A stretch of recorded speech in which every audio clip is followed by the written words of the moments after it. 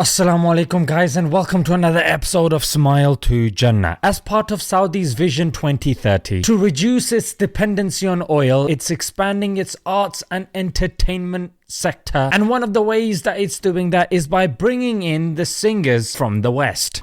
Wow. Now, one of the things that they may or may not know is that the music industry here is unapologetically shameless and satanic, not to mention godless. So when you're inviting them, you're inviting the whole package, as we will see with this individual. And she goes by the name of Iggy Azalea, and she is well known for selling her naked pictures online for money, because of which she is making millions. It's not halal, fam. Not to mention that she is a mother. She has a child called Onyx. No, not the Pokemon. And bearing this in mind, you'd probably think that, you know what? She just gets on with her thing. She doesn't want to attract too much attention. But nay! When she was in this concert in Saudi, she began talking about women's empowerment. She probably felt that she could because she's in Saudi, and Saudi has a certain reputation with Westerners, not realizing that these are the very people that are bringing you in, paying you handsomely so you can make their country look good. But then she turned around and bit them in their backside, mate.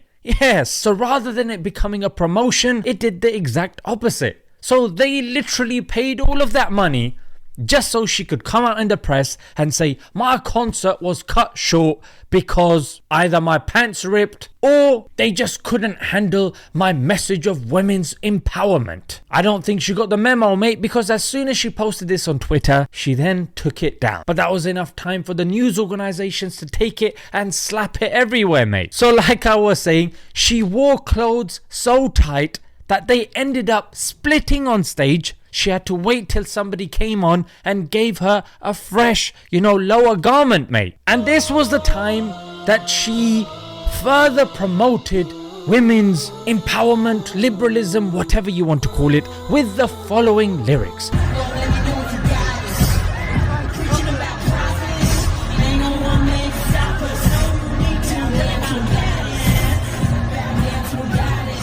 How embarrassing! Made me sick. She goes, Lord, let me know if you got this. Preaching about prophets. Bearing in mind she's in Saudi, mate, yeah? We've got the Prophet, peace be upon him, buried there. We've got the companions buried there. And she knows this. She knows Saudi is a conservative, orthodox, Muslim majority nation. And she goes on to say, it ain't no one man can stop us. Oh, okay.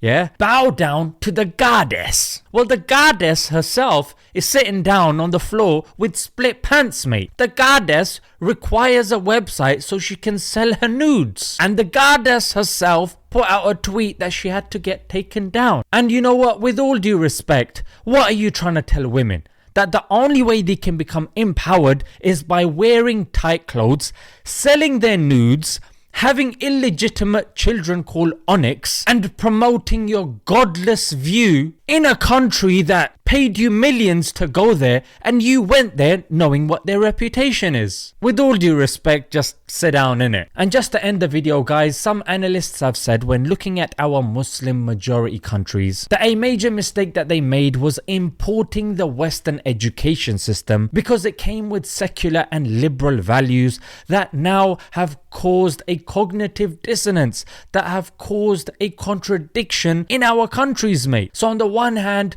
education, liberal, secular values. On the other hand, you have Islam. But you can't compare it with other, say, Christian countries, because Islam is completely different in its preservation, in its authenticity, in its applicability, frankly. So this alone has messed up our countries.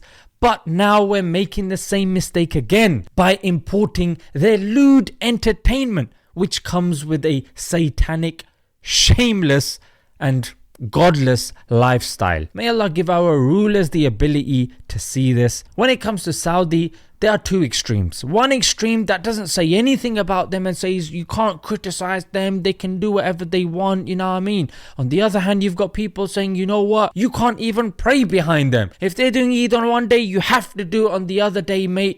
These are the two extremes. You can meet in the middle when they're doing something right MashaAllah, fantastic. They are the ones that have been given the 2 haramains, MashaAllah. But on the other hand, when they do something wrong, that's wrong.